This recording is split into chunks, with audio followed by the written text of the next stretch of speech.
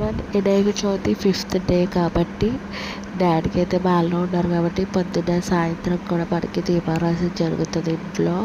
So morning అయితే అరటిపళ్ళు కొబ్బరికాయ పెట్టేస్తారు. ఇంకా సాయంత్రం అయితే ప్రసాదాలు అయితే చేస్తారు.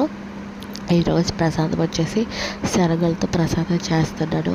సో శనగలు ఒక 5-6 గంటలు నానబెట్టుకొని కుక్కర్లోకి వేసేసుకొని వాటర్ వేసుకొని ఒక చిన్న గ్లాస్ వరకు వాటర్ ఒక 2 విజిల్స్ వేయించేసుకున్నాను. ఇలా మెత్తగా కొద్దిగా ఉడికాక క్లీన్ చేసేసుకొని ఒక గిన్నెలో వేసేసుకోవాలి. తర్వాత స్టవ్ ఆన్ చేసి ప్యాన్ పెట్టి ఆయిల్ వేసుకొని ఆవాలు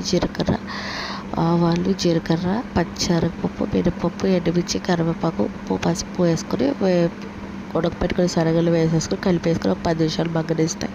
శనగలతో ప్రసాదం అయితే రెడీ అయిపోయింది. ఎవ్రీ ఇయర్ డాడీ బాల్లో ఉంటారు. సో ఈ ఇయర్ అయితే మనకి వినాయకుడు 9 days ఇంట్లోనే ఉంటున్నాడు. సో 9 days తర్వాత 10th డే వచ్చేసి మనకు శుక్రవారం వచ్చింది కాబట్టి సాటర్డే అన్నది వాటర్లో అయితే నిమజ్జనం అయితే చేసేస్తాము. వినాయకుడిని అంటే వినాయకుడిని నీటిలో కలిపేస్తాం ఇంకా. సో ఈ ఇయర్ అయితే 9 days ఇంట్లో అందరికీ కుదిరిందని వినాయకుడిని పెట్టుకున్నాము. ప్రతి ఇయర్ డాడీ గుడికాడ చేసేసుకుంటారు పూజ అన్నది. ఈ ఇయరే ఇంట్లో చేసుకుంటున్నారు.